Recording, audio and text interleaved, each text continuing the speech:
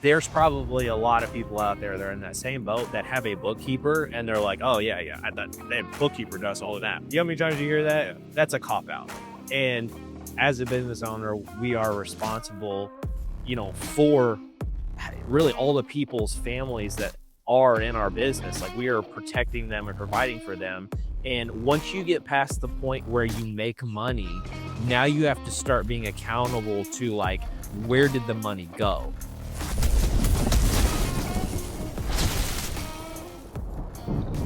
All right, so I want to talk about data, AI, KPIs. What are we tracking in our business as far as like we're talking about scaling, right? Everybody's talking about how do I do more? And a lot of people at this conference that we're at right now, that's the number one question. Hey, I'm at 2 million. Hey, I'm at 5 million. How do I get to that next level? And besides leadership and things of that nature, using and analyzing data is crucial to building big companies and successful companies at that. So I'm with two of the best data-driven people that I know, right? Like I want the data. I want to see it in really cool graphics and analytics, but I'm not like the data gatherer. And these two guys with me I want you guys shine some light on it. Our first step into really understanding our business when I came aboard is we built the budget. And I don't want to spend a ton of time on the budget, but I really don't feel like you understand. Well, it's my favorite topic because I really learn a lot about our business through the budget. It's a lot. I don't think I found. I'm not. I don't want to say anything about Paramount before in a negative fashion, but I will say I don't know that you had a great feel for your business before you saw the budget. Right. I don't think you realized how many dues and subscriptions were sucking you dry, how you ultimately your operation was profitable, how your marketing was transferring into quality leads and profit, ultimately gross profit, net profit, until you saw it in real time on a monthly basis. Could see the scale and see how you were growing, and you could really cut a lot of fat that way too. I mean, we cut Angie's List. Yeah. I mean, that was your number one. You swore by it. Yeah. Back in the day, I mean, it was what built businesses. But when we put it on a spreadsheet and we put it as real data, Eric, this is what you're spending on Angie's List monthly. I think at the time it was like 35, 4 grand and something like that a month. What is Angie's List bringing in? And then we could really understand the money going out really didn't quantify anything real coming back in. Yeah. We cut it. It was ultimately a hard decision for me to make until you saw the real data. Yeah. Yeah. That's huge. I mean, because a lot of us business owners being the visionary mindset, right? It's always like, what's next? What's next? We're grinding, we're grinding, we're grinding. And in roofing, cash flow is a revolving door, money in, money out, money in, money out. Until the end of the year, like in Michigan, where we are, we take January, February off, and then you can collect it all, right? And then you're like, oh, wow, we did pretty well, right? And that's how it was when I was wearing all the hats. But the numbers, I mean, what do you think? Yeah, so depending on where you're at in your business, like, remember that first year, like, you just gotta make money. We Yeah. gotta make the house payment, we gotta, like, make sure the kids eat. You're not so much focused on what we can track, you're just trying to make things to track later, like, you gotta get some transaction volume before you can look back and start creating trends. So, if you're just starting out, I would highly encourage people, you need to conceptually, and then you probably need to do it, you need to put in an invoice and then an expense, and you need to reconcile that expense and know where it goes to the bank account and how it hits it and how it talks in QuickBooks. That's what most everybody's using. Yeah.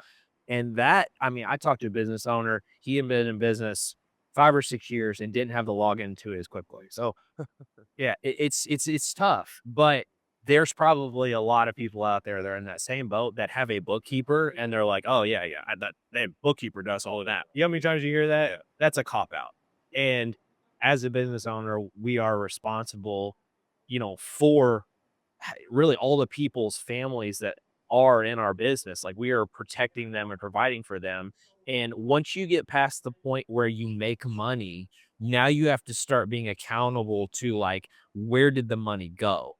And a guy like you, your experience coming into Paramount is really you just start asking why questions. Yeah.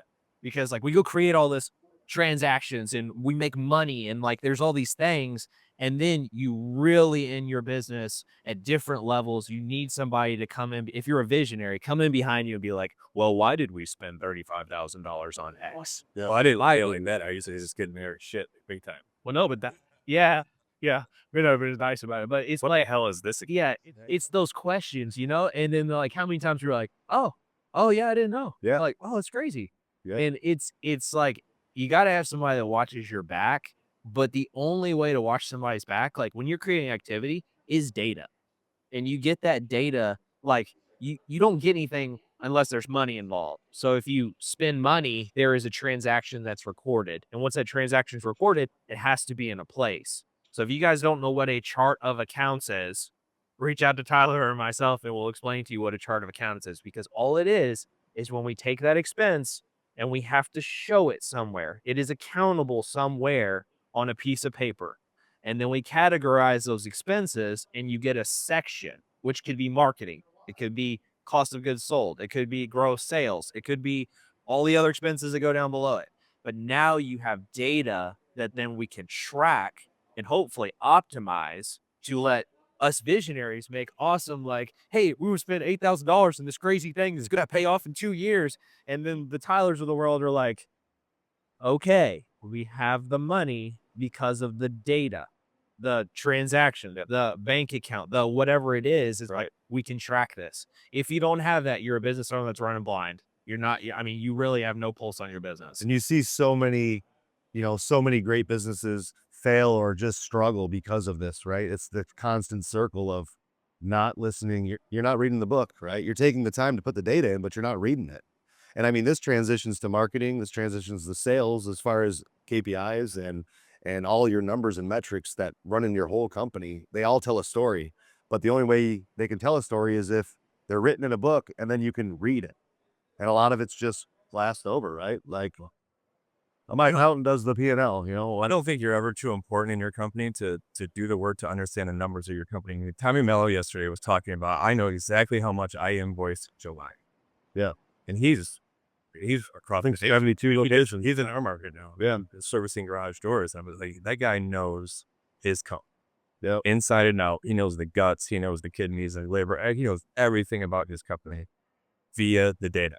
Yeah. You're never too big to understand, to do the work of knowing your business through the numbers. And everybody and every influencer and every successful business owner and every different business there is always says the same thing. Know your numbers, right? Yeah. You got to know the numbers. You got to use the data. And I think a lot of people miss that shot. I mean, specific examples, how many times have we talked to contractors that think they have money in the main O1 checking account, but their accounts payable is this big, for sure. and they're not watching it. And there's oil drug. Oh, yeah. What? It's not good. We still have 15 trucks all wrapped, right? Yeah, it's not good. Yeah. Is that a personal job then? No, yeah. That's the most common example that I see is accounts receivable, accounts payable. And it's really scary because the money dries up coming in and you have all these payables, and then they don't have the data on the marketing side to say we can create predictable lead flow. Yeah. Or the cost per lead on that is $9 million for one lead, like the Angie's List thing. It's like, we can't afford to do that anymore. Mm-hmm. You will never be able to make that decision unless you can track that lead back to that source and then say, this is how much we paid divided by the number of leads equals we spend too much money. I mean, we still do it today. And we got a little bit far. We got a little bit behind in our budget, but we made it our priority to bring it back because we got swamped and busy. We decided it wasn't, I don't want to say we decided, we just let it go by the wayside because we got, the horse race blinders on and we were just grinding out day to day. Then we realized, man, we really lost track of what the hell we were doing. We need to get back to the numbers. We need to get back to the data. We need to get back to everything that made us ultimately, I don't want to say skyrocket, but skyrocket. Yeah. Right? And knowing the numbers and being able to make educated decisions that ultimately help the company and grow the company in a very fast pace. Yeah. So massive growth. Okay. Like when you're in massive growth mode, the budget kind of goes out the window. All right. But what you can never lose sight of is your break even numbers. Oh yeah. Like your break even numbers, and then I would say your average profit margin, because then you know roughly, as long as my average profit margin doesn't erode, I need X amount of sales to break even. Yeah, I don't even know how people come up with the sell price without understanding your numbers. Oh, You know, yeah. That's How the, do that's the you know, quote how- I swear. What do you sell per square? so people Don't sell per square. I mean, there's still guys running out there in our market that are like, yeah, I'm 500 a square for a walker. How do you know? Yeah. What if it's 10 square? What if it's 100 square? Is it still? Yeah, how do you know what your square price is? I would people say, what's your square price? I'm like, I don't know. Yeah. Well, I do know. It depends on the job.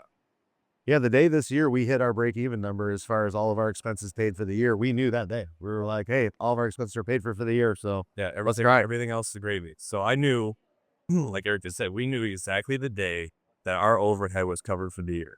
If I didn't know that, it would be a very stressful time this time of year. Yeah. Right. It's anxiety for a business owner, because you're literally running blind. You're running off these emotions. And whenever things aren't feeling right, I mean, you could have $500,000 in the bank in your cash, like you're out of debt and everything, but you're like, it doesn't feel right, Yeah. because you don't actually have facts. You don't have numbers in front of you. And yeah, I would say like the only caveat to the budget part is like we doubled our company year over year. So what I did is like, okay, marketing spend is X and overhead is X. When I hire a new person because I need to grow to there, this is how much more my break even point has to go up. Yep. And then please, your break even point should include profit too. Okay. If you want to make 10%, so like I've done all these little studies, like you need to make about 10% a year as you grow to like just sustain. Like it's scary. These guys, they don't have enough cash because they're not making profit. They're looking to break even. Like, this is the number. We just need to hit this and everything's good. Yeah. And then one job, like you told me that story the other day, manufacturer's product failed and they had to come in and like, what if they hadn't helped you out on Right. that job? Like you would have been out hundreds of thousands of dollars or whatever. Yeah. And you got to have that money. You have to. And most of these guys, man, they don't. So that break even point, if you don't know that number, you need to stop doing everything you're doing and go back and figure out that number ASAP. So if we're talking about money, well, that's the number one tip you would give. If talking about money in the back of the office stuff, know your break even number, add your profit margin into your break even number and make sure you're hitting it. And then once you hire people, so everybody that you hire, when they come in and they want $25 an hour, you need to know the percentage on top of that that's actually like $29 an hour at least. What it actually costs to employ an employee.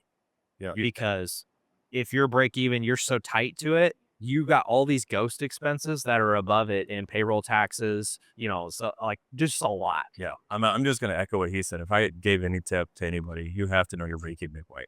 You have to know your true overhead. You have to know what it costs to flick the lights on every day, pay people to work with the background.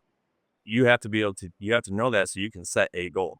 Yeah. And that When you- swings back to data. Yeah. When you can set a sales goal, now I know exactly what I have to hit in order to just break even. Then you can come up with so many different things. You come up with your sell price. That's how you come up with your sell price. You set a sales goal based on your overhead. This is what I want to make because you're including profit. Now I have this sales goal. Now I'm going to set my team up for success. I'm going to motivate them to go hit this sales goal. When they hit the sales goal and it's like only halfway through the year, it's a damn good feeling. Yeah. A lot of the anxiety goes away because you knew your numbers, you knew all the facts, you knew when you hit it, rest of the year is gravy. Yeah. That's a good feeling, because then you start getting creative. We'd be like, okay, where do we want to go on a trip, guys? Yeah, right. Not if we can. Yeah. That's when the big ideas come out. Oh. That's when Tyler runs. So circling back to data, while we talk about break even and all that, if you guys are in super growth mode, you need to go back to the beginning and figure out what your expenses are, and people in like your fixed expenses as much as you can. There are variable expenses, and the name of the game is trying to get as many of those expenses that go like this to be like this. Linear, for You sure. want to get them as fixed as possible, because then you can add them in your budget. Okay. If you got random spikes of $8,000 charges every other third month, whatever, that's not good for your budget. So being able to like spread that out and add that into your break even consistently, that's the name of the game. Yeah, yeah, I agree. No, that's good stuff, man. So hope you guys got something out of that. I mean, the back of the office stuff is always important. That's always been important to me, is knowing my numbers and getting all my data and having accountants and bookkeepers and CPAs. That's really helped drive success for sure.